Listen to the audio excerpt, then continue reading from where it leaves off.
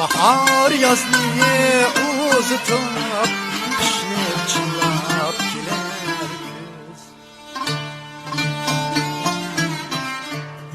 Yine düşken çakmakdek günler öter şunca kez. Bilsem ömür şunçelik bu hakiki tıllasın. Hayatqa girib mehmandız.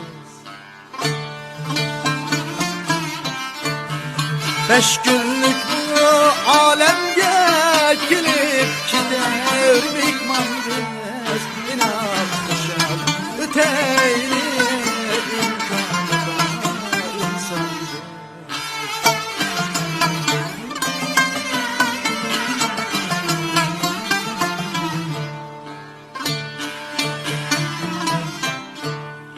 Göz içip bu alemde göz yumup kettikçe baştan öter nefsine armallağa yettikçe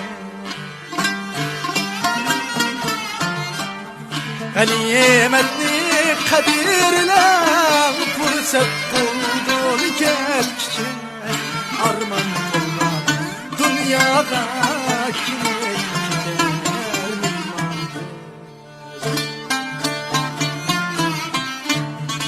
5 günlük bu alemge kilip gider mihmandır.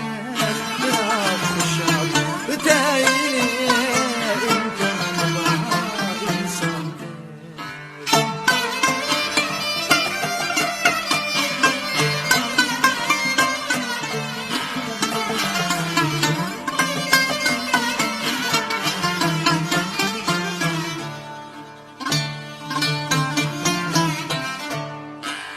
Yaxşılıqla qılaylı aləm gülsün, əl gülsün. Kümüllənib həpləb yaxşıların nam qalsın. Bir vəfa bu dünyada yaxşılıqla uşaq qılsın. Meyli şahsen ya gaday gülün yaman hikmandız. 5 günlük bu alemge girip gider hikmandız. İnan kuşar öteyli imkanı var insandız. İnan kuşar öteyli